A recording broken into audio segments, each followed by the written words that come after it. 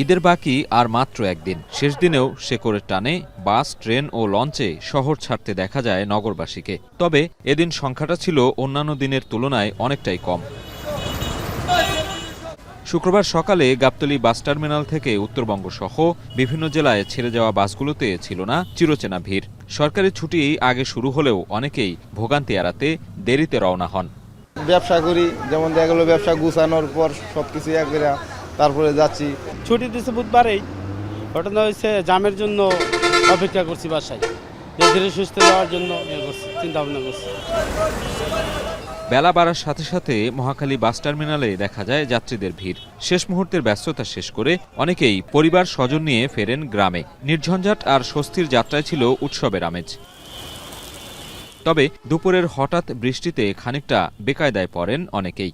বাসা থেকে বের হওয়ার সময় মনে হলো যে হয়তো বা ভিড় থাকবে, কিন্তু এসে দেখলাম যে না, পরিবেশটা খুব শান্ত আছে।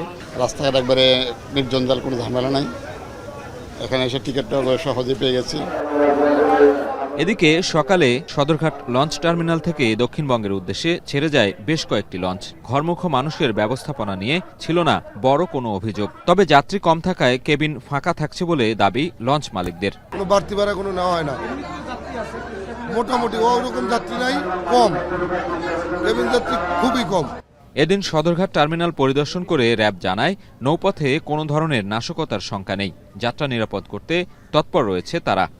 নতুন রিন গভীর থেকে পরিষ্কার করে কাপড়কে রাখে নতুনের মতো উজ্জ্বল। নতুন রিন অ্যাডভান্সড পাউডার। আমরা যদি কোনো অপরাধ এখানে সংগঠিত হয়ে থাকে, সে ব্যাপারে যদি আমরা কোনো অভিযোগ পাই, আমরা দ্রুত ব্যবস্থা গ্রহণ করার জন্য আমাদের র্যাবের টহল এবং আমাদের চেকপোস্ট, আমাদের মোবাইল কোর্ট অপারেশন, এগুলো অনেক বৃদ্ধি করা হয়েছে।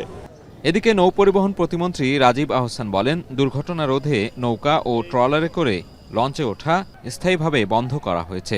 বিশেষ কোনো বড় ধরনের কোনো অভিযোগ আমি এখন পর্যন্ত পাইনি। নৌকায় করে কিংবা ট্রলারে করে লঞ্চে ওটাকে পুরোপুরি বন্ধ করে দিয়েছি এবং এই জিনিসটিকে আমরা কন্টিনিউ করার চেষ্টা করব। ঈদের আগের দিন কমলাপুর রেলওয়ে স্টেশনে দেখা যায় ভিন্ন চিত্র। ছিল না আগের দিনের মতো উপচে পড়া ভিড়ের দৃশ্য। বেশিরভাগ ট্রেনই অর্ধেক যাত্রী নিয়ে ছেড়ে যায় গন্তব্যে। স্বস্তির যাত্রা হওয়ায় যাত্রীদের মাঝে ছিল খুশির আমেজ। সামহাও আমরা টিকিট ম্যানেজ করতে পারছি, তো আলহামদুলিল্লাহ এখন যাচ্ছি সবার সাথে একত্রে একসঙ্গে ঈদ করব। 3-4 দিন যে চাপ গেছে, সেই চাপের কারণে বাচ্চা কাচ্চা অনেক কষ্ট করে, এই জন্য সবার লাস্টে আমরা আসছি। এদিকে যাত্রী স্বল্পতা ও বিলম্বের কারণে যাত্রা বাতিল হয় চিলাহাটিগামী নীলসাগর এক্সপ্রেসের। সাজিদ আরাফাত, এখন, ঢাকা।